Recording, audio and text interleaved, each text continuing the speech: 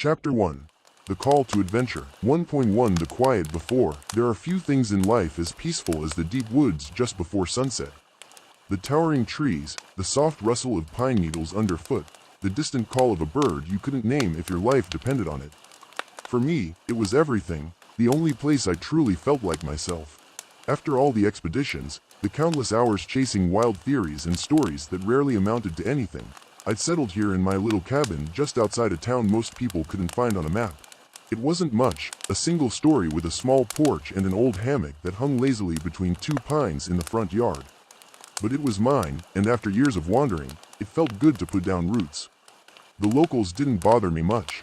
They knew me as the quiet guy who lived on the edge of the forest and kept to himself, only showing up in town for supplies or the occasional beer at Pete's Tavern. But the truth was, I had been someone else once. Before the gray started creeping into my beard and the creaks in my bones became a morning ritual. Before I swore off chasing myths and legends. That evening, the light was fading fast, and I had just sat down on the porch, cup of coffee in hand, when my phone rang. The number was familiar, but not in a way that brought any immediate comfort. It was a voice from the past, the kind you think you've left behind but that somehow always finds its way back. I stared at the screen for a moment, debating whether to answer. After everything that had happened, after all the promises I'd made to myself, the idea of picking up felt like opening a door I'd sworn to keep shut. But curiosity is a cruel thing. It's what drove me into the wilderness so many years ago, and it's what made me press the little green button on the screen. "Jack," came the voice on the other end, familiar, breathless, and too excited for what should have been a casual call. "Ethan," I replied, not quite sure if I should feel relieved or worried. "Been a while, too long," he said, his words tumbling over each other in a rush. "Listen, I don't have time to go over everything right now, but you need to come. I've found something." I rolled my eyes, though I couldn't help the grin that tugged at the corner of my mouth. Typical Ethan, always onto something, always chasing shadows. Last I'd heard from him, he was poking around in some cave system in South America, looking for remnants of a supposed lost civilization. That had been nearly 3 years ago, and we hadn't spoken since. "What have you found this time?" I asked, already bracing myself for another wild theory. There was a pause, the kind that stretches a little too long and leaves a knot in your stomach. When Ethan spoke again, his voice was quieter, more serious. "Jack, this is different," he said. "I know what you're thinking, but this isn't some wild goose chase.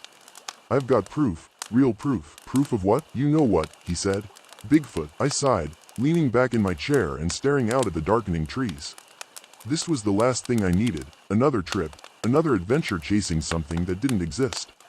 But there was something in Ethan's voice I hadn't heard before. Conviction, the kind that makes you pause, makes you think that maybe, just maybe, he's telling the truth.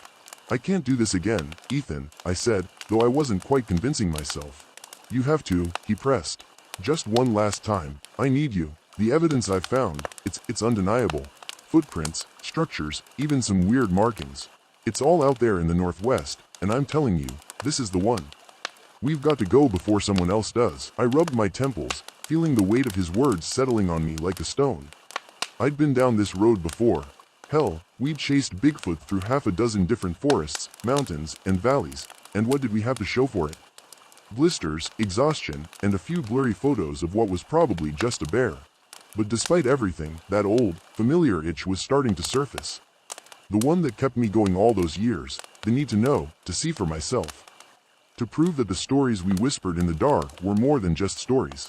"Jack, please," Ethan said, his voice softer now. "I need you on this. You're the only one I trust out there." There it was, the hook I couldn't resist. Ethan knew me too well. He knew I couldn't say no, not when he put it like that. "Fine," I said after a long pause. One last time. I could almost hear the relief in his voice as he gave me the details. Where to meet, what to bring, who else was coming. He promised me it would be worth it, that we'd walk away with the evidence we'd spent years chasing. I didn't believe him, not really, but that didn't matter. By the time the call ended, the sun had dipped below the horizon, and the woods had gone silent. I sat there for a moment, letting the weight of what I'd just agreed to settle in. Then I stood, stretched, and headed inside to start packing. The forest was calling again, and this time, I had a feeling it wouldn't let me go so easily. 1.2 Gathering the team. It was 2 days later when I pulled up to the meeting spot, a small clearing off an old logging road deep in the Pacific Northwest. Ethan had told me the place was remote, far from any marked trails or ranger stations, the kind of place you wouldn't find unless you were looking for it. The air was thick with the scent of pine and damp earth, and the towering trees loomed over me like ancient sentinels. I stepped out of the truck, stretching my legs and taking in the quiet. It felt good to be out here again, away from the noise and chaos of the world. I was early, as usual. Ethan's car wasn't here yet, and neither were the others he'd mentioned. I wasn't sure what kind of team he'd put together, but knowing Ethan, it would be a mix of experts and eccentrics. I unloaded my gear from the truck, setting up a small camp to pass the time. As I worked, my mind wandered back to the countless expeditions I'd been on with Ethan. We'd been all over the world together, chasing ancient artifacts in Egypt, exploring uncharted caves in South America, even diving into the icy waters of the Arctic in search of some long-lost shipwreck. And through it all, Ethan had always been the same, driven, relentless, and more than a little reckless. This time felt different, though. Maybe it was just the years catching up with me, or maybe it was the way Ethan had sounded on the phone. There was an urgency in his voice that I couldn't shake, like he knew something I didn't. Like he was chasing more than just a legend. I was just finishing setting up when I heard the sound of tires crunching over gravel. I turned to see a beat-up old Jeep rumbling down the road, kicking up dust as it came to a stop beside my truck. The door swung open, and out stepped Ethan. He looked older than I remembered, his once dark hair streaked with gray, and a few more lines creasing his weathered face. But his eyes were the same, bright, sharp, and full of that same fire that had always driven him. "Jack," he called, grinning as he made his way over. "You made it, wouldn't miss it for the world," I replied, though there was a hint of sarcasm in my voice. Ethan clapped me on the back, his grin never fading. "This is it, man. I can feel it." I raised an eyebrow. "You always say that. This time, I mean it," he said, his tone serious. "You'll see." I wasn't so sure, but I kept that to myself. Instead, I glanced back at the Jeep. "Where's the rest of the team?" "They'll be here soon," Ethan said, glancing at his watch. "Jake's bringing the heavy gear, and Marla, she's our guide, is coming with him. Then there's Anna, our photographer. She's been tracking wildlife out here for years." I nodded. It sounded like a solid team, though I couldn't help but wonder how they'd react when Ethan inevitably started talking about Bigfoot. Most people in our line of work weren't exactly cryptid believers, and I wasn't looking forward to the moment Ethan let slip the real reason we were here. But for now, I kept quiet and helped Ethan unload his gear, the two of us working in comfortable silence as the forest pressed in around us. 1.3 First signs. The rest of the team arrived within the hour. Jake was the first to pull up, a big guy with a military background and the kind of survival skills that made him invaluable on expeditions like this.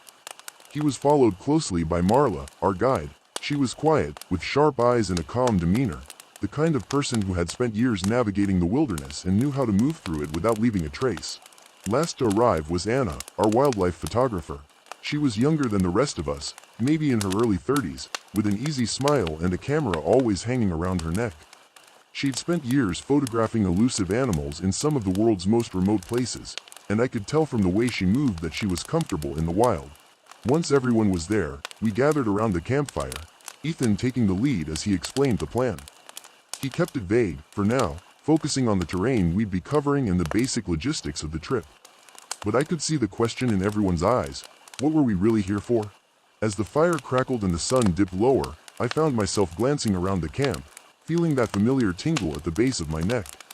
The forest was quiet, almost unnaturally so, the only sound the occasional rustle of leaves in the breeze. It wasn't long before we'd see the first signs, the oversized footprints, the strange markings on the trees, and the eerie feeling that we weren't alone. But that was still to come. For now, we were just a group of strangers gathered in the wilderness, about to embark on a journey that none of us could fully comprehend. And deep down, I knew this time would be different. 1.4 Setting out into the unknown. The next morning, we set out at first light. The forest greeted us with an eerie quiet, only the distant echo of birds punctuating the stillness.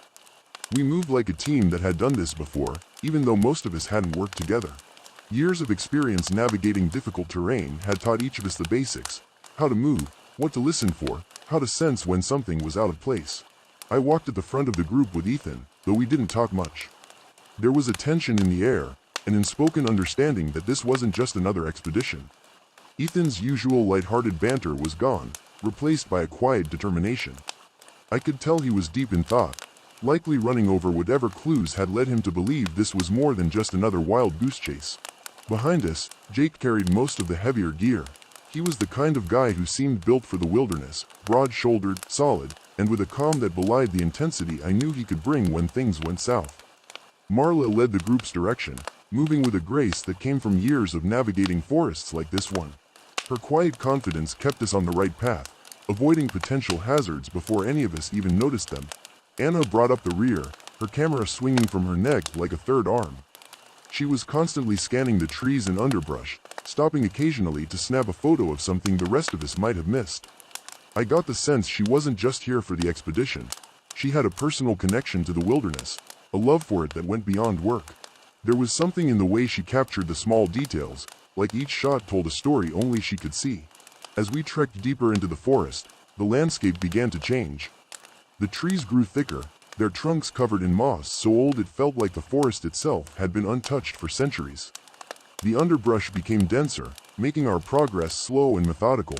But it wasn't just the terrain that changed, it was the atmosphere. The deeper we went, the quieter it got. At first, I chalked it up to the typical sounds of a forest waking up, the kind of silence you only notice when you're really listening. But soon, the stillness became oppressive, as though the woods themselves were holding their breath. I wasn't the only one who noticed. Anyone else feel like we're being watched? Anna's voice broke the silence, her words half joking but with an edge of unease. Jake glanced back at her with a grin. "You're just not used to being this far from civilization." "Maybe," she replied, though her eyes darted nervously to the trees. Marla, who had been walking a few paces ahead, stopped abruptly and crouched down, examining something on the ground.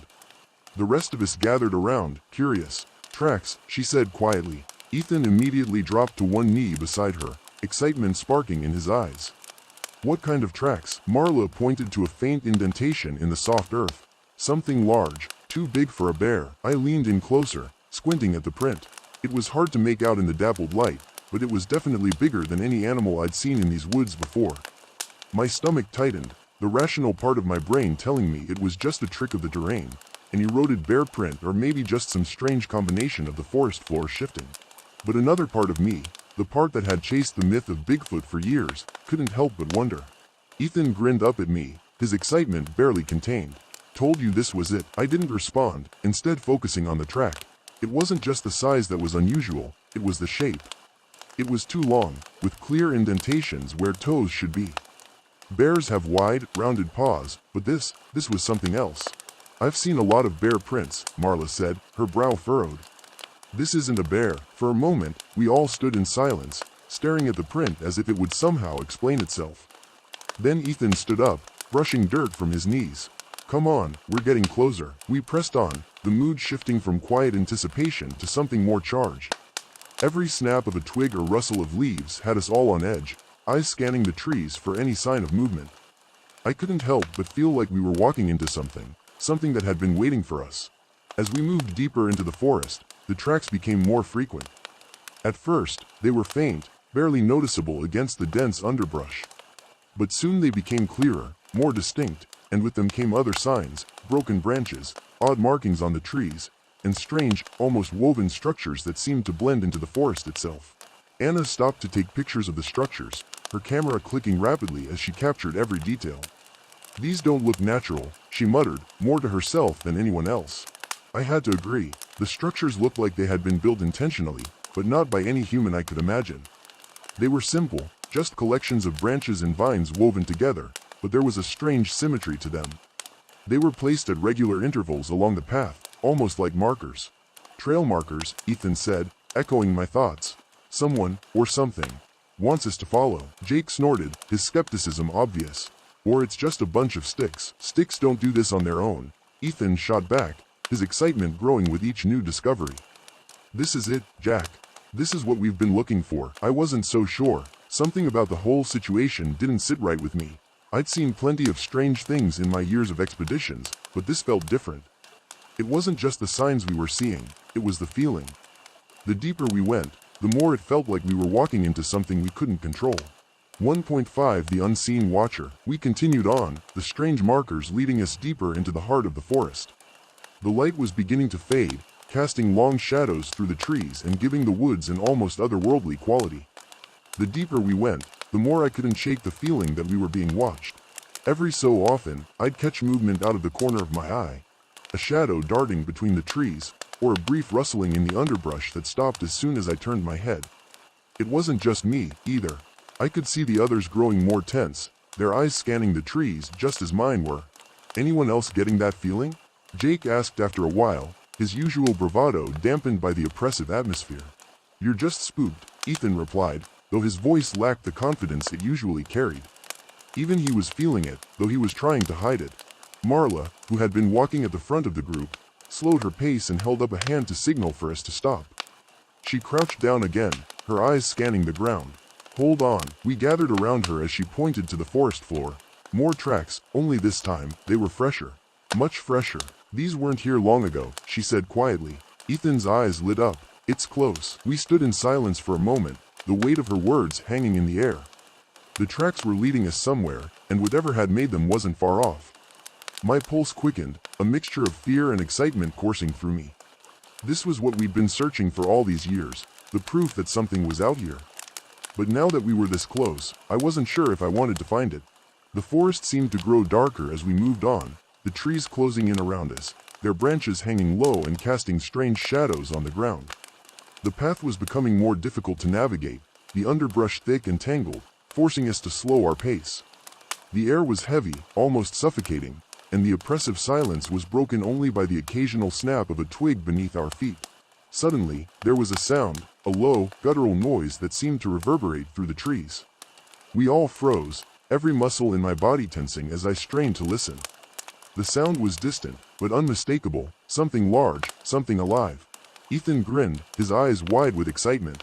Did you hear that? I nodded, though my excitement was tempered by a growing sense of unease. This wasn't just another expedition anymore. Whatever was out here was real, and it was closer than any of us had anticipated. We need to be careful, Marla said quietly, her eyes scanning the trees. We don't know what we're dealing with. Ethan ignored her, already moving ahead, his excitement propelling him forward. Come on, we're close. Jake shot me a look, and I could see the concern in his eyes. This is getting too real, man. I know, I muttered, my hand tightening around the strap of my pack. But we've come this far. Reluctantly, we followed Ethan deeper into the woods. The strange noise came again, closer this time, and with it came the distinct feeling that we were no longer alone. The forest, which had once felt so empty, now seemed alive with unseen eyes watching our every move. 1.6 The sound of fear. We moved deeper into the thickening woods, the air growing colder as the sun dipped lower, casting an orange glow through the canopy. The eerie sound we had heard earlier seemed to follow us, but we couldn't pinpoint its direction. Every snap of a twig or rustle of leaves had me on edge.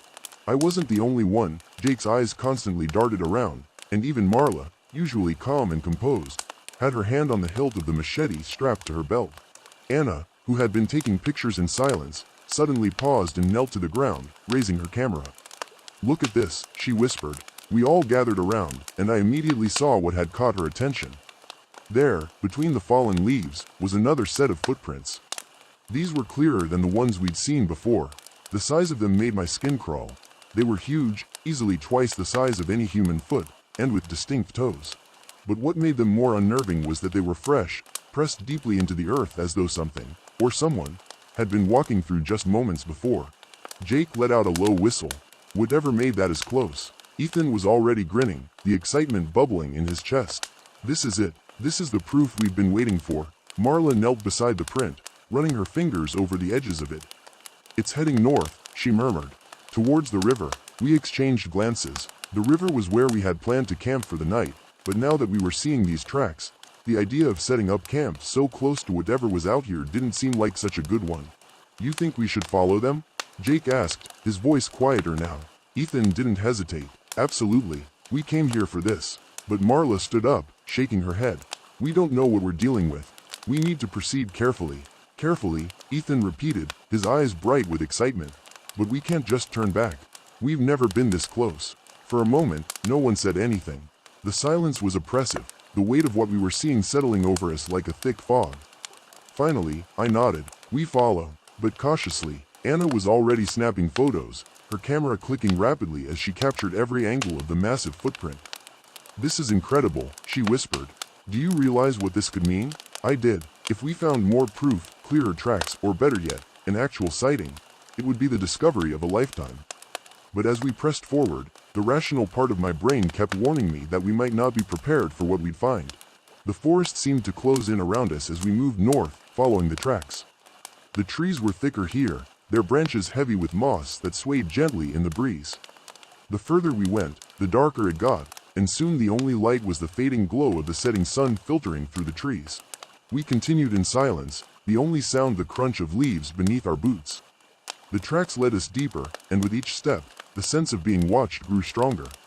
It was as if the forest itself was alive, breathing around us, observing us. Suddenly, there was a sound, a low growl, deep and guttural, that seemed to reverberate through the trees. We froze, instinctively dropping low to the ground, eyes wide and hearts pounding. "What the hell was that?" Jake hissed, his voice barely audible. "I don't know," I whispered back, my eyes scanning the trees. The sound had come from ahead of us, but I couldn't see anything. The forest was too thick, too dark. For a moment, we just crouched there, listening. The growl didn't come again, but the tension in the air was palpable. Whatever had made that sound was close, too close for comfort. Ethan was the first to move, standing slowly and motioning for us to follow. His excitement had faded now, replaced by a tense determination. He wasn't about to back down, not when we were this close. We moved carefully, each step deliberate as we followed the tracks. The growl had unnerved us all, but there was no turning back now. The air around us felt charged, like we were walking into something we couldn't understand. Then, up ahead, I saw it, movement. A shadow flickering between the trees, large and fast. I froze, grabbing Ethan's arm and pointing. "Did you see that?" I whispered urgently. He nodded, his eyes wide. "Yeah, I saw it." "What was it?" Anna asked, her voice trembling slightly. "I don't know," I admitted, my heart racing. But it was big. We stood there for a moment, all of us staring into the trees, waiting for the shadow to reappear.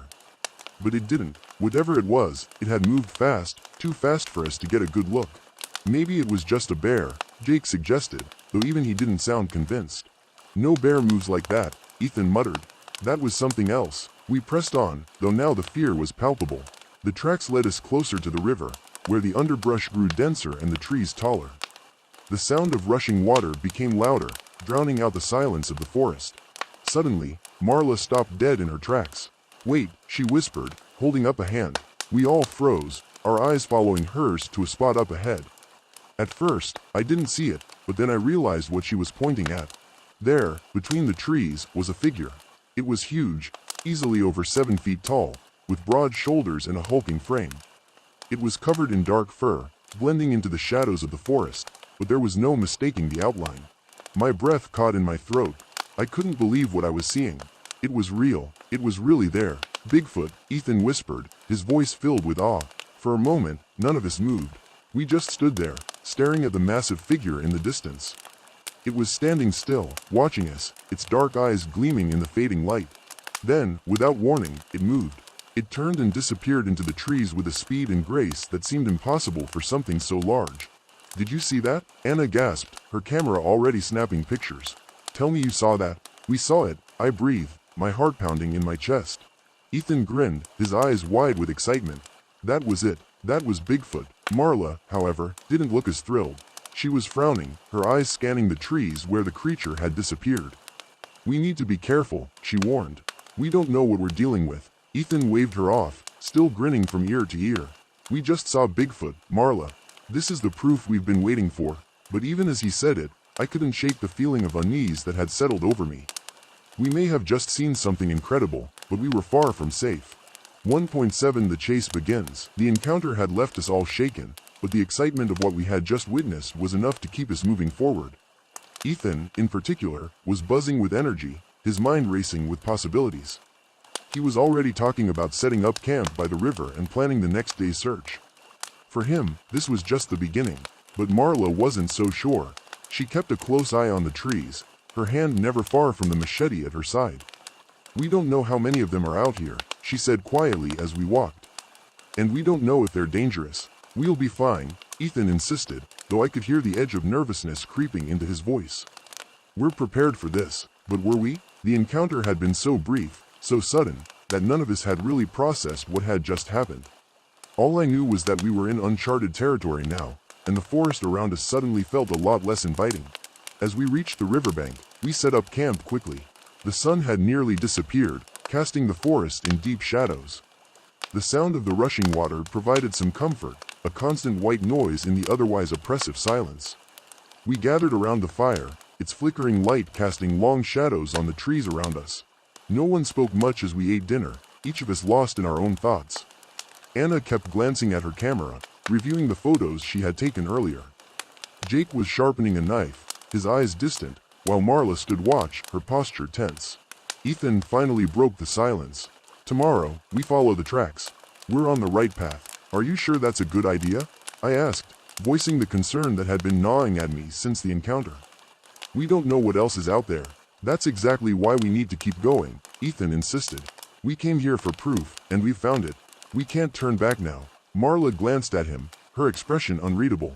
"Just be careful," she said quietly. "This isn't a game." Ethan nodded, though I wasn't sure if he fully grasped the weight of her words. He was too caught up in the excitement of discovery, too focused on the prize to see the danger lurking in the shadows. That night, as I lay in my tent, listening to the sounds of the forest around me, I couldn't shake the feeling that we were being watched. The encounter with the creature had been brief, but it had left a lasting impression. We were in its territory now, and I wasn't sure how it felt about that. Sleep didn't come easily. Every rustle of leaves, every snap of a twig had me on edge. I lay there, staring up at the dark fabric of the tent, my mind racing with questions I couldn't answer. What was it? Where had it gone? And most importantly, were we safe? As I drifted off into a fitful sleep, one thought kept echoing in my mind. We had come here searching for Bigfoot. But what if it had found us first? Chapter 2. Into the Heart of Darkness. 2.1 Morning's unease. I woke up to the faint light of dawn filtering through the fabric of the tent, the air crisp and heavy with the scent of damp earth. The forest around us was eerily still, a far cry from the oppressive silence that had haunted us the night before. For a moment, I lay there in the cocoon of my sleeping bag, trying to convince myself that everything we had experienced was real. The events of the previous day replayed in my mind like a broken record, the massive footprints, the distant growl, and then the shadowy figure that had vanished as quickly as it had appeared. The rational part of my brain still struggled to reconcile the impossible truth of what we had seen. I'd spent years on expeditions like this, chasing myths and stories, but this was different.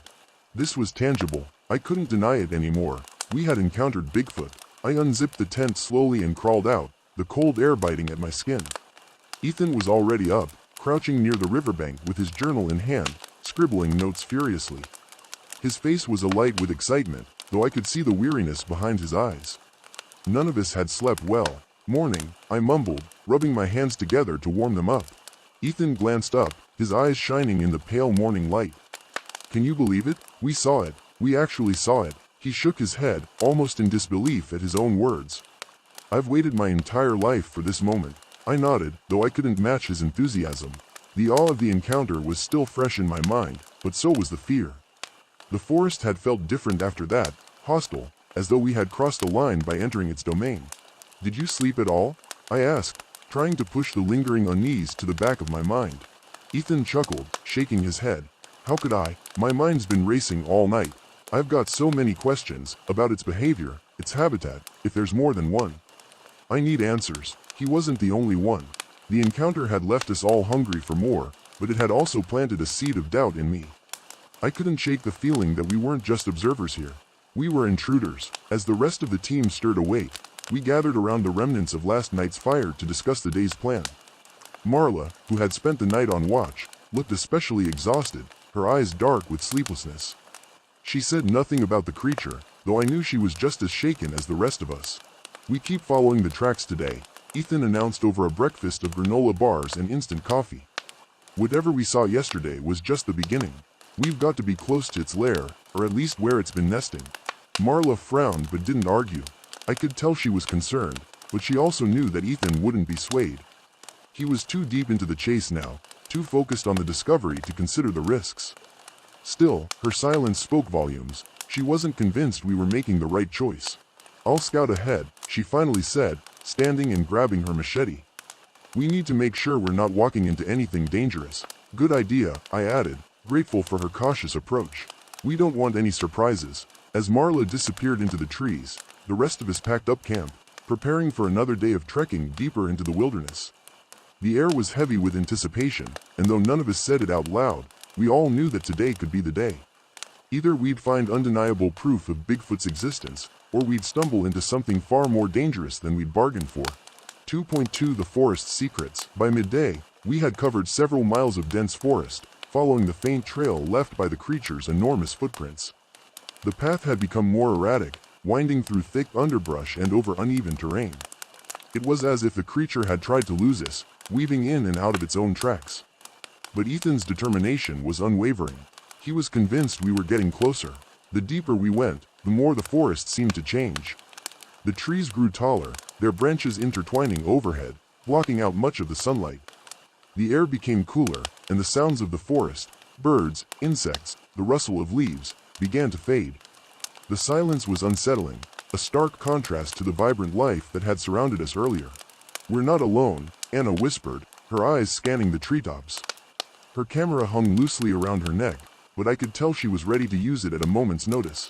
"I know," I murmured back, my hand instinctively tightening on the handle of the knife strapped to my belt. I could feel it too, the eyes on us, the weight of something watching our every move. It was the same feeling I'd had last night, but stronger now, more intense. Suddenly, Marla appeared from the trees ahead, her face grim. "We've got a problem," she announced, her voice low but urgent. We all stopped in our tracks, the tension in the air palpable. "What is it?" Ethan asked, his excitement dimming just slightly at the look on her face. "I found more tracks up ahead," she said, glancing over her shoulder as if expecting something to emerge from the trees behind her. "But they're different, smaller, like there's more than one of these things." For a moment, no one said anything. The realization hit us like a punch to the gut. We had been so focused on the idea of tracking one creature that we hadn't considered the possibility of a group. If there was more than one Bigfoot, we could be walking into an even more dangerous situation than we'd anticipated. "How many tracks?" I asked, trying to keep my voice steady. Marla shook her head. "I couldn't tell for sure, but it's not just one. We need to be careful." Ethan, ever the optimist, saw this as confirmation of his theory. "This is incredible. We could be on the verge of discovering an entire family, maybe even a whole population of them." But Marla wasn't convinced, or we could be walking into a trap. Her words hung in the air, heavy with the weight of possibility. We all knew the risks, but turning back now felt impossible. We were too far in, both physically and mentally. The forest had us in its grip, and it wasn't about to let go. 2.3 The hunt intensifies. The atmosphere grew more oppressive as we continued deeper into the wilderness. The trees closed in around us, their gnarled branches stretching like skeletal arms above our heads. The forest floor was soft underfoot, damp from recent rain, and the air smelled of earth and decay. There was no denying it. We were in the heart of the creature's territory now. The tracks had become more frequent, crisscrossing in patterns that made it clear we weren't following just one animal. The sheer size of the prints varied, some large and deep, others smaller but still unnaturally big.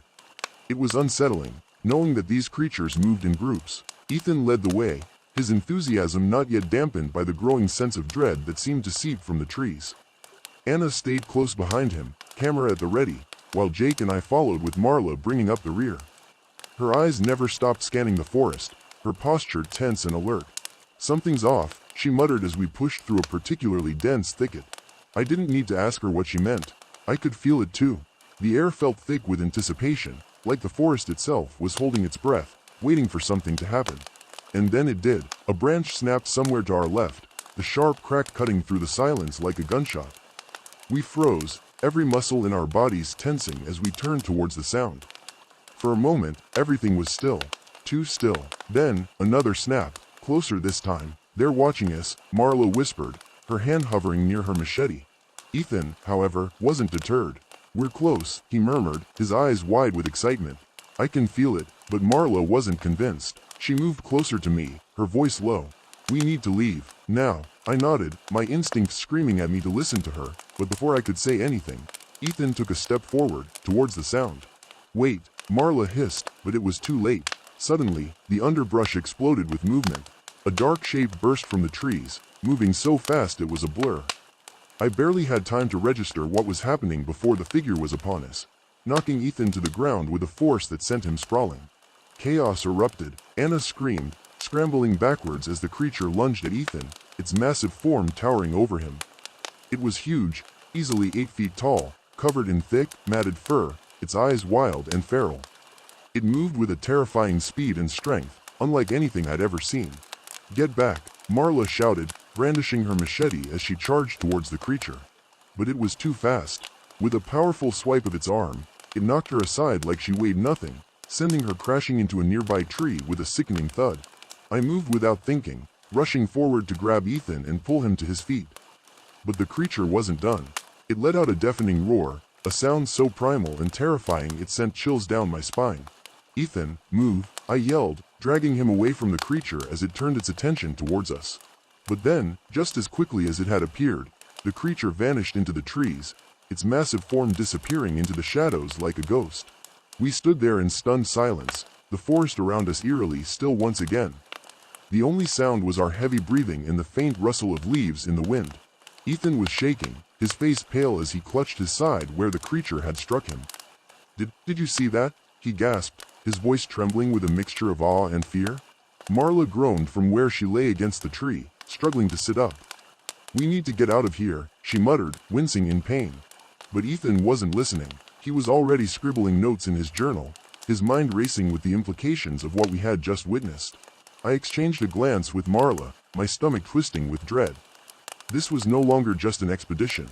We were being hunted. Chapter 3. The Fractured Team. 3.1 After the storm, the atmosphere was thick with unease as we gathered ourselves after the creature's attack. Marla managed to rise to her feet, though she winced in pain, and I hurried to help her steady herself. Ethan was still in shock, his notebook clutched tightly in his hands, scribbling furiously as if he could capture the fleeting moment forever. "Are you okay?" I asked Marla, scanning her for injuries. She had a bruise forming on her arm, and I could see the pain etched across her face. "I'll be fine," she replied through gritted teeth, trying to project an air of toughness. "But we need to get out of here. That thing isn't playing around." Anna was still standing a few paces away, her camera hanging limply from her neck. She looked pale, her eyes wide with fear. "What just happened? Did we really see that?" she stammered, glancing back at the trees as if the creature would leap out at us again. Ethan finally looked up from his notes, his expression a mix of excitement and confusion. "Yes, we saw it. We saw Bigfoot. This is incredible. We need to keep going. There's so much more to discover." "Are you insane?" Marla shot back, her voice rising. "That thing just attacked you. It's not a friendly forest spirit, it's a wild animal. We have no idea what it's capable of." I could feel the tension rising, and I stepped in, trying to mediate between them. "Ethan, we need to assess our situation. We can't just rush in without a plan. We're outnumbered, and if there are more of them, we could be in real danger." Ethan's enthusiasm faltered, but his gaze remained fixed on the trees. "But this is our chance. We can't turn back now." "We're not turning back," I said firmly. "But we need to regroup and figure out a safe way forward." "Marla, can you move?" She nodded, though I could see the pain in her eyes. "I think I can manage, but we need to keep our guard up." With that, we slowly made our way back through the trees, keeping an eye on our surroundings. The forest felt different now, more ominous. Every rustle of leaves and snap of twigs set us on edge, and the sense of being watched had returned with a vengeance. 3.2 The Crossroads. After a short trek, we found a small clearing to catch our breath. The forest opened up around us, and for a moment, the oppressive weight of the trees felt lifted. We set down our packs and began to strategize, the adrenaline from our encounter still coursing through our veins. "We need to assess our options," I said, looking around the group. "We have two choices. We can head back to camp and regroup or push deeper into the forest to find answers." Ethan frowned, clearly torn. "But if we go back, we might lose our chance. We need to follow those tracks." "Following the tracks is risky," Marla countered. "We don't know how many creatures are out there. They might be territorial. We could be walking into a trap." Anna finally spoke up, her voice shaky. "What if we split up? We could have a lookout while others track the prints." "It could work." "No," Marla snapped, her eyes wide. "Splitting up is the worst idea right now. We're already vulnerable. We need to stick together, or we risk being picked off one by one." "I agree with Marla," I added, trying to steer the conversation back to safety. "We need to prioritize our safety. Let's stay together and head back to camp. We can regroup, check our supplies, and come up with a better plan." Ethan looked frustrated, his excitement dimmed but not extinguished. "Fine, but we can't just abandon this. We can't let fear dictate our expedition. We owe it to ourselves to find the truth. We will, I assured him. Just not today. We gathered our things and started the trek back to camp, the forest feeling more foreboding than ever. Each step felt heavier, and the air was thick with tension. The creature's presence still loomed large in my mind, its enormous form and piercing eyes haunting my thoughts. As we made our way back, I couldn't shake the feeling that we were being followed. I glanced over my shoulder, half expecting to see the dark shape lurking in the trees, but nothing was there. It was just the forest, dark and silent.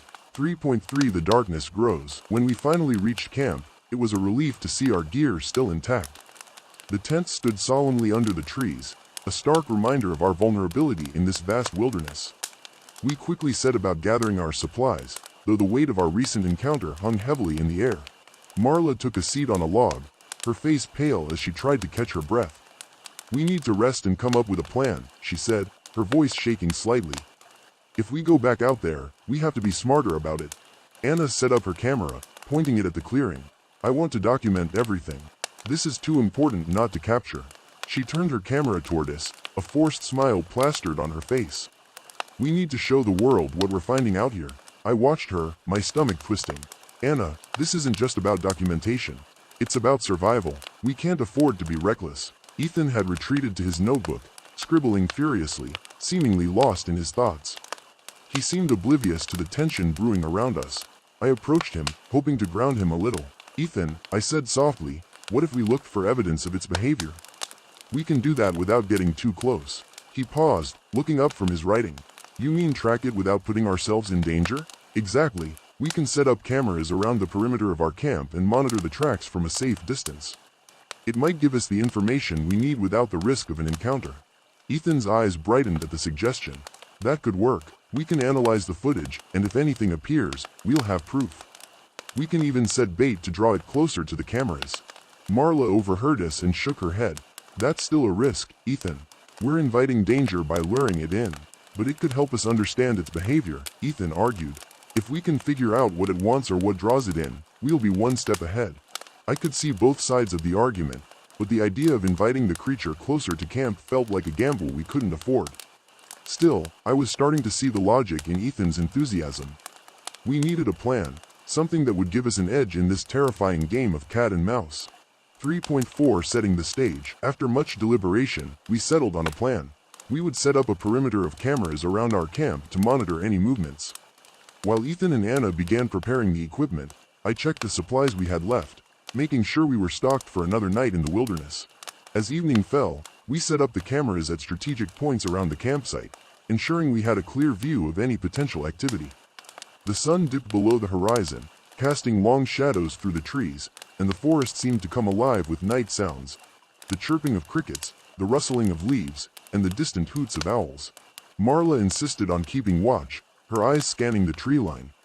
I joined her, taking a seat on a nearby log, trying to steady my breathing. "What do you think will happen?" I asked, my voice barely above a whisper. "I don't know," she replied, her gaze fixed on the darkness. "I just hope we can figure this out without anyone getting hurt." I nodded, the weight of her words hanging in the air. The forest was alive with unseen dangers, and the thought of facing them again was unsettling. As the night deepened, the atmosphere grew heavier, the darkness pressing in around us. The cameras were set, but the sense of being watched never left. It was as if the forest itself was alive, waiting for the right moment to reveal its secrets. 3.5 The night watch. Hours passed, and the stillness of the night wrapped around us like a shroud. Marla and I took turns keeping watch, our senses heightened, every sound amplified in the quiet. I found myself lost in thought, my mind drifting back to our encounter with the creature. "Do you think it was aggressive?" I asked Marla, breaking the silence. She shook her head. "I think it was scared. We were intruding on its territory. It's like cornering a wild animal. They fight or flee. It was defending itself. Or maybe it was testing us," I suggested, trying to rationalize the encounter. "Seeing if we were a threat. Whatever the reason, we need to be prepared," Marla replied, her voice steady. "This isn't just a creature, it's a living being.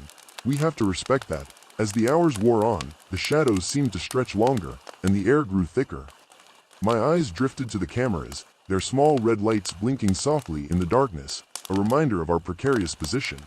Suddenly, a loud crash echoed through the trees, sending my heart racing. Marla stood up, alert, her eyes wide. What was that? I don't know, I whispered, straining to listen. The forest was eerily quiet now, as if holding its breath. The sound came again, closer this time, a deep, rumbling growl that sent chills down my spine. I felt a surge of panic wash over me, and I grabbed Marla's arm. We need to get inside the tents, I urged, adrenaline coursing through my veins. We rushed to our tents, the weight of uncertainty pressing down as we zipped ourselves inside. I could hear my heart pounding in my chest, the darkness outside feeling alive and threatening. Ethan and Anna followed us in, their faces pale. What was that? Anna gasped, her voice trembling. Whatever it was, it's close, I said, my mind racing. We huddled together, trying to catch our breath and process what was happening. Suddenly, a loud thud reverberated outside, and I felt the ground shake beneath us. We exchanged terrified glances, our breaths quickening in unison. Stay quiet, I whispered, my voice barely audible. Let's wait it out. 3.6 The waiting game. Minutes felt like hours as we sat in the confined space of the tent, the sounds of the forest morphing into an unsettling symphony. Each snap of a branch outside sent us jumping, the weight of fear thickening the air. I kept glancing at my watch, the minutes dragging by in agonizing slow motion. Do you think it's still out there? Marla whispered, her voice barely above a breath. I don't know, I replied, my heart racing. But we can't stay in here forever. We need to see what's happening. Finally, the sounds outside began to fade, and I felt a flicker of hope. Maybe it had lost interest. Maybe we were safe. Let's take a peek, I suggested, summoning my courage. We need to know if we can safely leave the tent. Ethan and Anna nodded, fear etched on their faces. We carefully unzipped the tent and poked our heads out, scanning the darkness for any sign of movement. The forest was still, the only sound the gentle rustling of leaves in the breeze.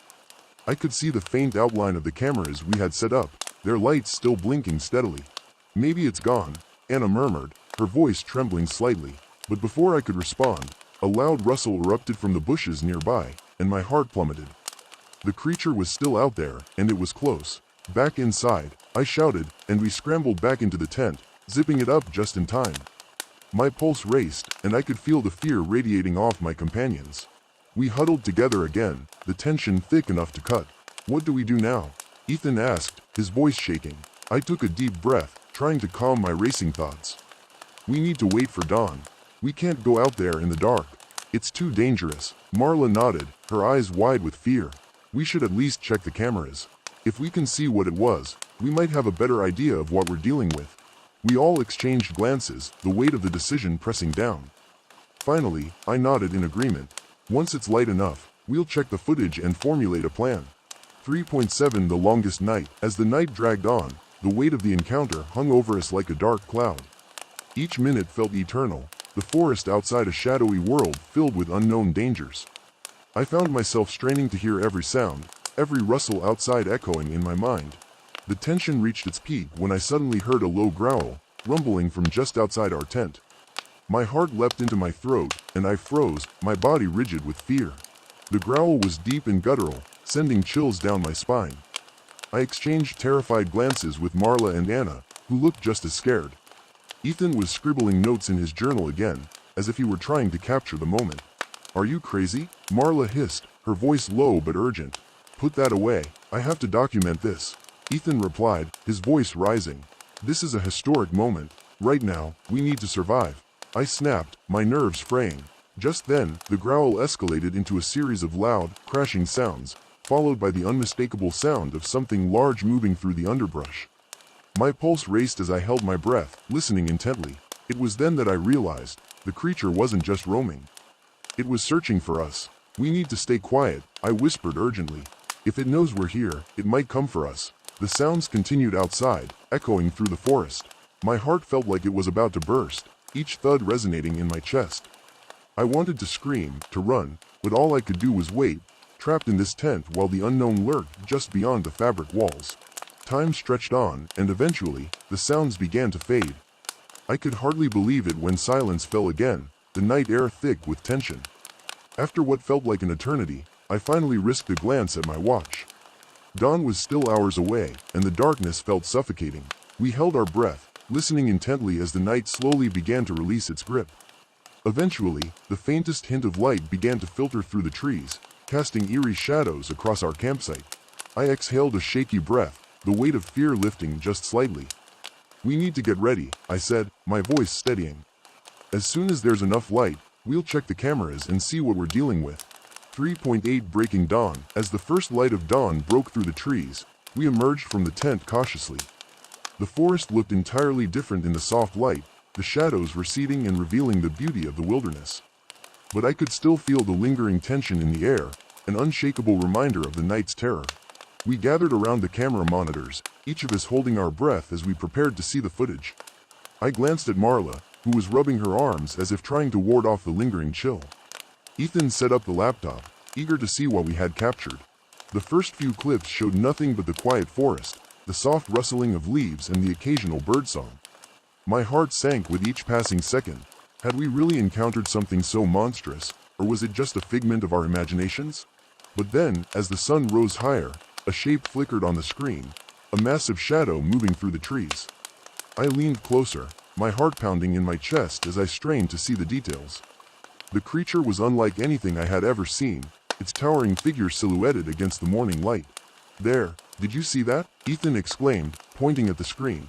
"That's it, that's Bigfoot." My breath caught in my throat as I watched the footage. The creature moved with a grace that belied its massive size, its dark fur glistening in the sunlight. It paused for a moment, sniffing the air, before disappearing into the underbrush. "That's incredible," Anna whispered, her eyes wide with awe. But Marla looked unsettled. "What does it want?" she asked, her voice trembling. "Are we in danger?" I didn't have an answer. The footage was mesmerizing, but it also raised more questions than it answered. We were intruding on its territory, and it was clear it felt threatened. "We need to come up with a plan," I said, trying to regain control of the situation. "We can't just follow it blindly. We need to understand its behavior first." Ethan nodded, his excitement dimmed slightly. "But we can't ignore this opportunity. We have to learn more." As we debated our next steps, the morning sun began to rise higher, casting long shadows through the trees. The forest felt alive with possibility, but I couldn't shake the sense of unease. We were not the only ones out here. 3.9 Into the unknown. With the sun climbing higher, we decided to venture further into the forest. The air was crisp, and the sunlight filtering through the leaves created a beautiful mosaic of light and shadow on the ground. "We should follow the tracks we saw yesterday," I suggested, feeling the pull of adventure mingling with caution. "If we can find evidence of its den, we might learn more about its behavior." Ethan was already retrieving his tracking gear, his excitement returning. "Let's do it. We can gather more footage and track its movements." Marla hesitated. "We need to be careful. We don't know how aggressive it might be." "Agreed," I replied. "We'll stay in a tight formation and keep an eye on our surroundings. If we see or hear anything, we pull back immediately." As we made our way deeper into the forest, I couldn't help but feel a mix of excitement and dread. The trees loomed overhead like ancient sentinels, watching us as we ventured further into their domain. I felt as if we were being tested, intruders in a world that didn't want us there. The forest grew denser as we walked, the air thick with the scent of earth and moss. We followed the tracks, each step echoing in the silence around us. My heart raced with anticipation, the thrill of the unknown pushing me forward. 3.10 Closer to the truth. After hours of hiking, we stumbled upon a large clearing. The sunlight poured in, illuminating a patch of earth that looked freshly disturbed.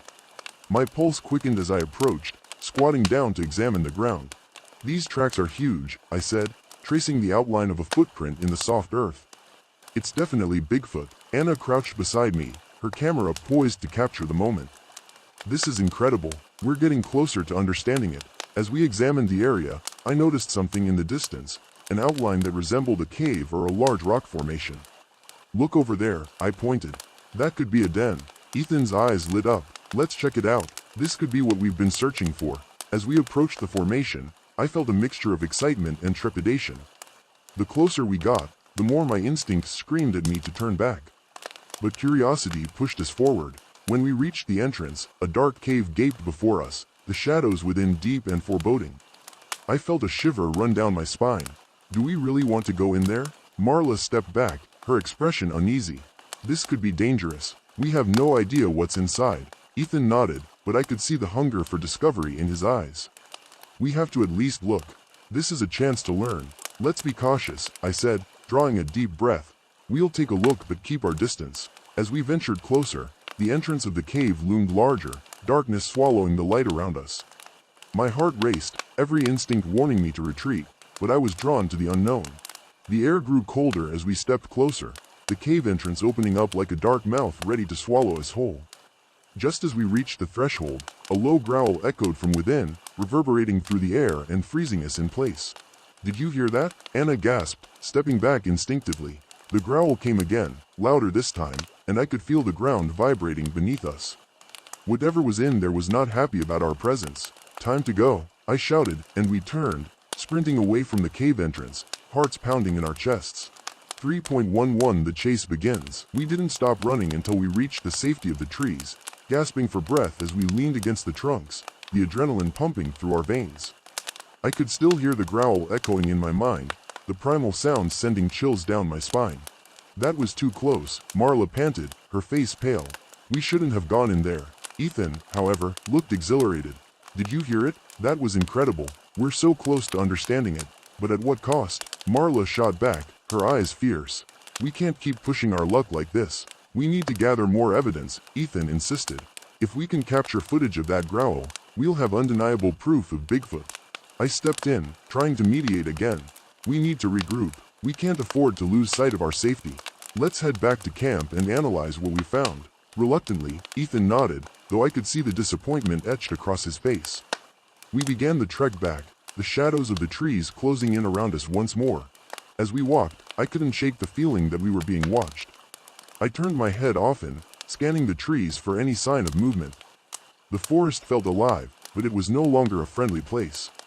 We were trespassers, and whatever lived in these woods was keenly aware of us. 3.12 The return to camp. When we finally reached camp, I felt a wave of relief wash over me. The tent stood in quiet defiance against the encroaching forest, but even in the safety of our campsite, I could still feel the lingering presence of the creature. Ethan immediately began reviewing the footage from the cameras, his eyes alight with excitement. "If we caught that growl on tape, we'll have something groundbreaking," he murmured to himself. Marla and I exchanged worried glances, the tension still palpable. "We need to think about our next steps," I said, trying to steer the conversation back to safety. "We can't afford to get reckless." But Ethan was too focused, his excitement consuming him. "This is history. We're on the brink of discovering something monumental." "You don't get it," Marla burst out, her voice rising. "This is about our safety. We need to be smart about this." I stepped in again, trying to quell the rising conflict. "Let's see what we have first. If we can analyze the footage and come up with a plan, we'll be in a better position." As we gathered around the laptop, the tension in the air was thick. The footage played, and the growl reverberated through the campsite, sending chills down my spine.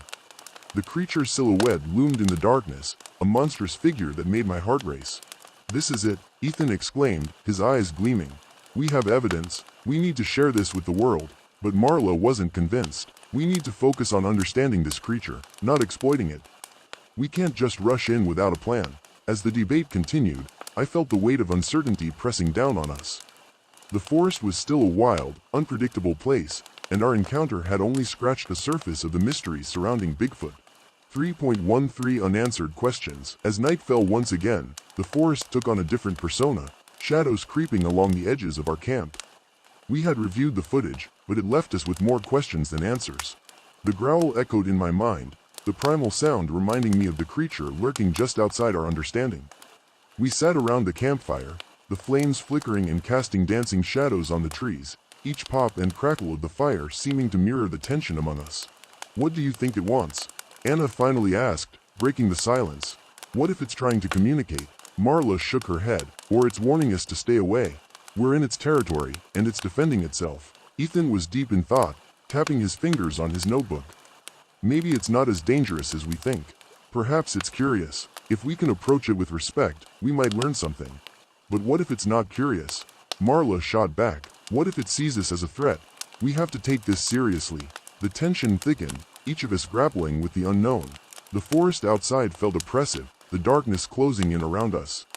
I couldn't shake the feeling that we were being watched, the shadows shifting with a life of their own. "Let's focus on gathering more evidence," I said finally, trying to regain control of the conversation. "We'll set up more cameras and monitor their movements. That way, we can learn without putting ourselves in danger." Ethan nodded, though the excitement in his eyes had dimmed. "Fine, but we can't ignore this opportunity. We have to be vigilant. As the night wore on, we kept watch, the darkness stretching before us like an endless void. I could hear the forest breathing around us, the sounds of nature both comforting and unsettling. 3.14 A new day. As dawn broke once more, I felt a sense of determination settle over us. We would take the day to gather our evidence and formulate a plan, but we would do so carefully, respecting the power of the unknown. We set out to check the cameras, the sunlight pouring through the trees as we ventured deeper into the forest. I kept my eyes peeled for any signs of movement, my instincts heightened after the previous night. The footage was a mixed bag, some mundane clips of birds and squirrels, but then there were moments that sent chills down my spine. The silhouette of the creature moved through the trees, and I felt a sense of awe mixed with dread. It was a reminder that we were intruding on its home, a world that didn't belong to us. As the sun rose higher, we reviewed the footage, trying to piece together the puzzle of Bigfoot's behavior. The growl was still fresh in our minds, and I knew that understanding its motivations would be key to our survival. But as we stood there, the weight of our encounter hung heavy in the air. We were treading on dangerous ground, and the forest felt more alive than ever. I couldn't shake the feeling that we were not just observers, we were part of a much larger story, one that was still being written. 3.15 The next steps. After hours of reviewing footage and discussing our findings, we gathered around the campfire once again, the flames flickering against the encroaching darkness. We need to find a way to communicate, Ethan proposed, his eyes bright with determination. If we can show it that we're not a threat, we might learn something invaluable. But how do we do that? Anna asked, her brow furrowed. We can't just approach it without a plan. We need to respect its space, Marla said, her tone firm. If we try to engage, we could put ourselves in danger. I nodded, feeling the weight of their concerns. We can start by setting up more cameras and observing its behavior. Once we understand its patterns, we can devise a way to safely approach. Ethan agreed, though I could see the disappointment in his eyes. I just wish we could get closer. As we began to strategize our next steps, I felt a sense of urgency settle in. Time was slipping away, and the forest was full of mysteries waiting to be uncovered. We had to proceed with caution, but the thrill of discovery was a powerful force. 3.16 The forest awakens. As night fell once more, I felt a familiar tension in the air. We had set up cameras and marked out our plans for the coming days, but the darkness felt thick, pressing down on us like a weight. Let's keep watch tonight, I suggested, my instincts alerting me to the stillness around us. We can't let our guard down. The others agreed, and we settled around the campfire, the flames casting a warm glow against the encroaching shadows. The night was filled with the sounds of the forest, the rustle of leaves, the occasional call of a distant owl, but there was something else lurking beneath it all, an undercurrent of tension that made my skin crawl. Suddenly, a loud crash echoed through the trees, sending our hearts racing. We exchanged terrified glances, the firelight flickering in the darkness. What was that? Anna whispered, her voice shaking. I don't know, I replied, my heart pounding. But we need to be ready. The sounds intensified, a series of loud crashes echoing through the forest, accompanied by that low growl once more. Panic surged through me as we scrambled to our feet, adrenaline coursing through our veins. We need to get inside, Marla shouted, and we rushed toward the tents, the chaos of the forest closing in around us. 3.17 The final stand. Inside the tent, we huddled together, hearts pounding as the sounds grew louder outside. The growl echoed in the darkness, a primal sound that made my skin crawl. I could feel the fear radiating off my companions, the weight of uncertainty pressing down on us. What do we do? Ethan gasped, his eyes wide with terror. We wait, I said, trying to steady my breath. We can't go out there blindly. As the growling and crashing continued, my mind raced with possibilities. What if the creature was angry? What if it saw us as a threat? The forest felt alive with danger, and we were trapped in its grasp. But then, the growling stopped. Silence fell around us, and I felt the tension shift in the air. We held our breath, listening intently. Suddenly, a figure appeared outside the tent, its silhouette looming large against the fabric. I could hardly breathe as it paused, its presence felt more than seen. Is it? Anna began, but I shushed her, my heart racing. The figure moved, circling the tent, and I could feel its gaze on us, a primal awareness that sent shivers down my spine. And then it let out a low, resonant call that echoed through the trees, vibrating in my chest. My instincts screamed at me to run, but something held me in place, curiosity mixed with terror. We were intruders in this wild world, and whatever was out there was a guardian of its secrets. 3.18 A new understanding. As dawn broke once more, I emerged from the tent, shaken but filled with a newfound determination. We had encountered something extraordinary, and though fear had gripped us, I realized it was also an opportunity. The forest was no longer just a backdrop for our research, it was alive with stories waiting to be uncovered. The creature, whatever it was, had shown us its power, but it had also opened a door to understanding. We gathered around the campfire, discussing our next steps. The footage we had captured was nothing short of breathtaking, and we needed to tread carefully as we continued our investigation. We need to respect its space, I reminded them, my voice steady. If we can approach with care and respect, we might learn more about its behavior. Ethan nodded, his excitement tempered by the events of the night. We can't lose sight of our safety, but this is an opportunity for discovery. As we planned our next steps, I felt the weight of the forest pressing down, but this time it was different. It was a reminder that we were part of something much larger, a world filled with mysteries waiting to be uncovered. Together, we would navigate the unknown, balancing caution with curiosity. And as we looked toward the depths of the forest, I knew that our journey had only just begun. 3.19 Into the heart of the forest. With renewed determination, we set out once again, our gear packed and ready for whatever the forest might throw at us. The morning air was crisp and filled with the scent of pine, invigorating our spirits. As we ventured deeper into the heart of the forest, I felt a sense of purpose guiding us. We were no longer just explorers, we were seekers of truth, eager to understand the world around us. The path was winding, and the trees closed in around us, their branches arching overhead like guardians of ancient secrets. Each step was filled with possibility, and I could feel the anticipation building in my chest. We approached the area where we had seen the creature before, our eyes scanning the ground for any signs of its presence. My heart raced as we entered the clearing, the sunlight pouring in and illuminating the space. And then I spotted it, a footprint, large and unmistakable, pressed into the earth. I knelt down, my heart pounding in my chest as I examined the track closely.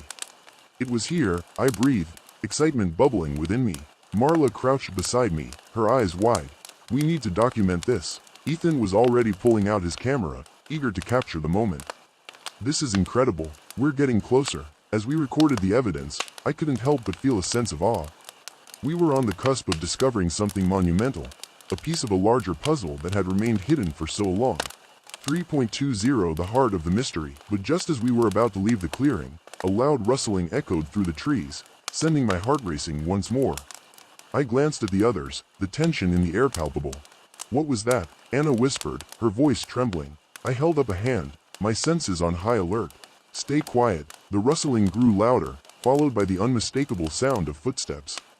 We exchanged nervous glances, adrenaline pumping through our veins. Then, out of the shadows, the creature emerged, a massive figure stepping into the clearing, its dark fur glistening in the sunlight.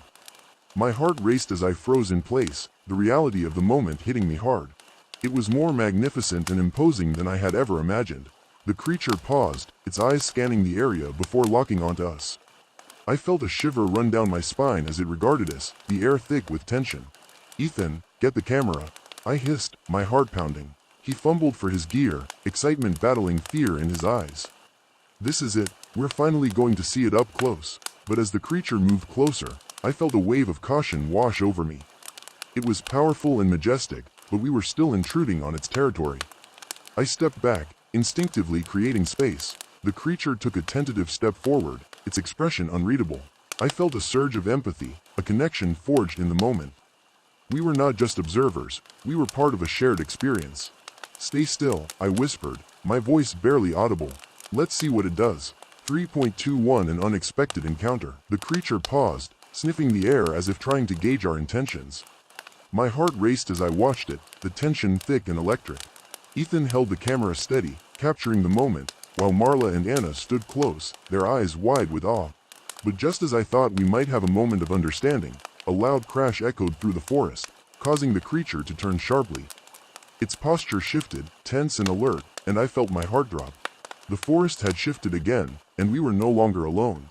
A group of hikers emerged from the trees, their voices loud and carefree, completely unaware of the creature standing before us.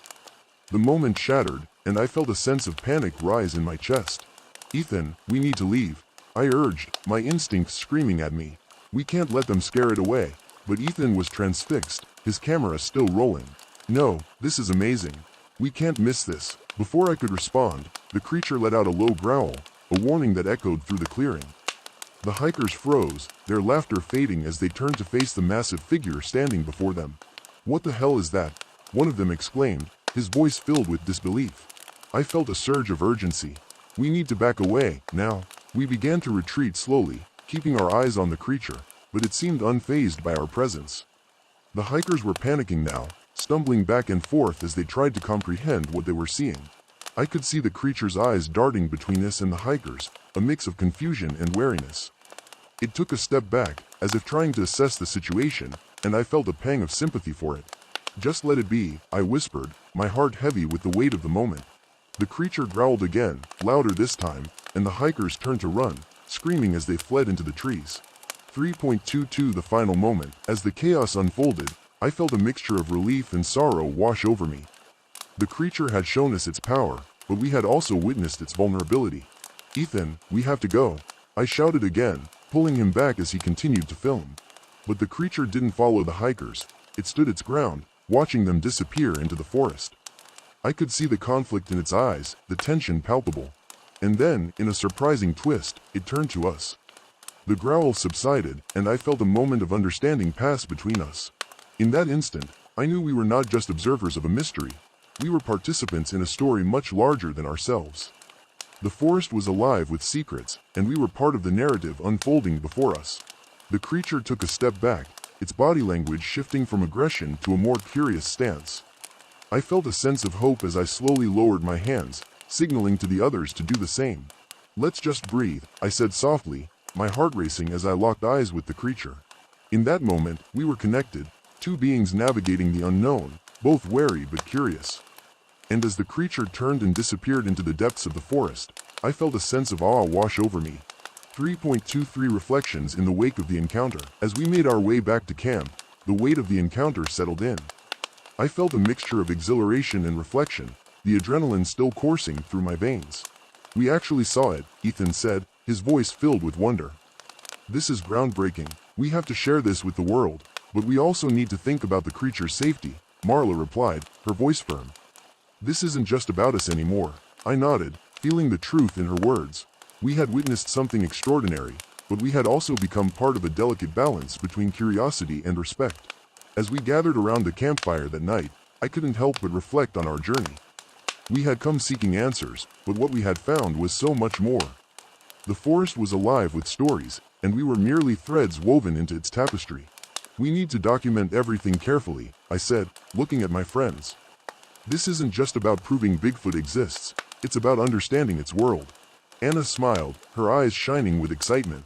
"We have a responsibility now, to protect it and its habitat." And as we sat beneath the stars, the forest humming with life around us, I felt a sense of peace settle in. We were no longer just explorers. We were advocates for the mysteries of the wild, committed to uncovering the truth while honoring the creatures that called it home. 3.24 A new path forward. In the days that followed, we focused on documenting our findings with care, setting up more cameras and observing the creature's behavior from a safe distance. The footage we had captured had sparked a fire in us, but we approached our work with renewed caution and respect. Each day brought new discoveries, tracks, sounds, and moments that filled our hearts with wonder. We learned to navigate the forest with humility, understanding that we were not just seekers of truth but guardians of the wilderness. As the days turned into weeks, the bond between us deepened. We shared our hopes, fears, and dreams around the campfire, our laughter mingling with the sounds of the forest. And with each passing day, I felt a sense of purpose settle within me. We were part of something much larger, a collective effort to understand the mysteries of the wild while ensuring its preservation. One evening, as we gathered around the fire, I looked at my friends and felt a surge of gratitude. "This journey has changed me," I admitted. "I've learned that the pursuit of knowledge is only valuable when paired with respect for the world around us." Ethan nodded, a thoughtful expression on his face. "It's about connection, connecting with nature, each other, and the stories waiting to be told." Marla smiled, her eyes sparkling in the firelight. "Together, we can make a difference." And as the stars twinkled overhead, I knew that our journey was far from over. The forest was still full of secrets, and we were just beginning to scratch the surface. Together, we would continue our exploration, navigating the delicate balance between curiosity and respect, ensuring that the stories of the wild would be told for generations to come. 3.25 The journey continues. With each passing day, the forest revealed more of its wonders, and our connection to it deepened. We spent our mornings checking the cameras, analyzing the footage, and documenting our findings with newfound reverence. Our evenings were filled with stories, sharing what we had learned, discussing our hopes for the future, and dreaming about the impact our work could have on the world. One afternoon, while reviewing the latest footage, we noticed something extraordinary: a series of interactions between the creature and its environment. It was clear that it was aware of our presence, often peering curiously into the camera's lens, as if trying to understand who we were. "It's incredible," I said, my voice filled with awe. "It's not just a creature to be studied, it's a sentient being navigating its world." Marla nodded, her expression thoughtful. "This changes everything. We need to advocate for its protection." And so, we began brainstorming ways to raise awareness about our findings. We envisioned a documentary that would showcase our journey, highlighting not only the search for Bigfoot but also the importance of preserving its habitat. 3.26 Spreading the word. We spent the next few weeks gathering footage, conducting interviews, and crafting a narrative that honored the creature and the forest that sheltered it. Our days were filled with excitement as we pieced together our story, and I felt a renewed sense of purpose. We reached out to local environmental groups, sharing our experiences and findings, hoping to rally support for the protection of the wilderness. To our surprise, our passion resonated with many, and we soon found ourselves surrounded by a community of advocates eager to join our cause. The forest became a living backdrop for our efforts, the trees standing tall as witnesses to our commitment. We organized community events, inviting people to experience the beauty of the wilderness and understand the importance of preserving it. As our efforts gained momentum, I felt a surge of hope. We were no longer just a group of adventurers. We were a movement, dedicated to fostering a connection between humanity and nature. 3.27 A legacy of discovery. Months passed, and the forest transformed with the changing seasons. Our documentary began to take shape, capturing not just our journey but the essence of the wild, the beauty, the mystery, and the need for respect and understanding. As we prepared for our film premiere, I felt a mix of excitement and apprehension. This was more than just a project. It was a testament to our growth, our experiences, and our commitment to protecting the forest and its inhabitants. On the night of the premiere, the theater was filled with people, friends, family, and supporters of our cause. As the lights dimmed and the film began, I felt a swell of pride and gratitude. The screen lit up with the sights and sounds of the forest, our journey unfolding in vivid detail. The creature appeared, majestic and powerful, and I could hear gasps from the audience as they witnessed its beauty. When the film ended, a wave of applause filled the theater. As I stood on stage, the emotions flooded over me. This was just the beginning. We were sharing a message that resonated far beyond our experiences. "We have a responsibility," I said, my voice steady but filled with passion. "To protect this creature, this forest, and all the stories waiting to be told. Together, we can make a difference." 3.28 A new chapter. In the months that followed, our efforts bore fruit. The documentary gained recognition, sparking conversations about conservation and the importance of respecting the natural world. We organized community cleanup events, educational workshops, and nature walks, bringing people together to appreciate the beauty around them. The forest, once a backdrop for our adventure, became a sanctuary for learning and connection. As we stood at the edge of the forest one sunny afternoon, I looked at my friends, gratitude filling my heart. "We've come so far," I said, a smile spreading across my face. "But there's still so much more to do." Ethan nodded, his eyes shining with enthusiasm. "We can keep exploring, keep learning. There are still mysteries to uncover." And as I looked back at the towering trees, I felt a renewed sense of purpose. Our journey had evolved from a simple search for Bigfoot into a mission of advocacy and understanding. Together, we would continue to explore the wild, sharing its stories and ensuring that its wonders would be protected for generations to come. 3.29 An ever-evolving journey. As we ventured deeper into the forest in the coming months, I found that our bond with nature and each other only grew stronger. Each trek was an adventure, unveiling more secrets and lessons along the way. One day, while we were exploring a remote part of the forest, we stumbled upon a hidden waterfall, its waters cascading into a crystal-clear pool. The scene was breathtaking, and we took a moment to revel in its beauty. "This is incredible," Anna said, her eyes wide with wonder. "It feels like a treasure hidden away from the world." We took the time to appreciate the moment, splashing in the cool water and letting our laughter echo through the trees. It was a reminder of why we had come here in the first place, the beauty of nature, the joy of discovery, and the power of connection. As we dried off, I couldn't shake the feeling that there was something special about this spot. I pulled out my notebook, jotting down thoughts for our next documentary segment, emphasizing the importance of protecting not just the creature, but the entire ecosystem that supported it. 3.30 A call to action. With each day, the stakes felt higher. The more we learned about the forest, the more we understood the challenges it faced. Deforestation, pollution, and climate change threatened its delicate balance. I organized meetings with local conservation groups, sharing our experiences and emphasizing the need for collective action. Together, we brainstormed initiatives to raise awareness and advocate for the protection of our beloved forest. We need to create a campaign, I proposed one afternoon, my heart racing with excitement. Something that inspires people to connect with nature and understand the importance of conservation. The group responded enthusiastically, and we began developing a strategy. We would organize events, educational programs, and even art installations that showcased the beauty of the forest while highlighting the challenges it faced. 3.31 Spreading the message. As our campaign took shape, we reached out to local schools, community centers, and social media platforms to spread the word. Our message resonated with many, and soon we found ourselves hosting workshops and events that brought people together in support of our cause. During one particularly impactful event, we invited local artists to create pieces inspired by the forest. The gallery filled with stunning representations of nature, each telling its own story and evoking a sense of urgency. "This is what it's all about," I said to Marla as we walked through the gallery, admiring the artwork. Art has the power to connect people to the message in ways we can't. 3.32 A growing community. The community response was overwhelming. Families came out to support, children eagerly participated in nature walks, and local businesses joined our efforts, donating resources and time. Together, we planted trees, cleaned up litter, and educated ourselves and others about the importance of preserving our natural spaces. As I watched the community come together, I felt a profound sense of hope. The forest was more than just a place we explored, it was a source of connection, inspiration, and a reminder of our shared responsibility. 3.33 The heart of the movement. Months passed, and our campaign continued to grow.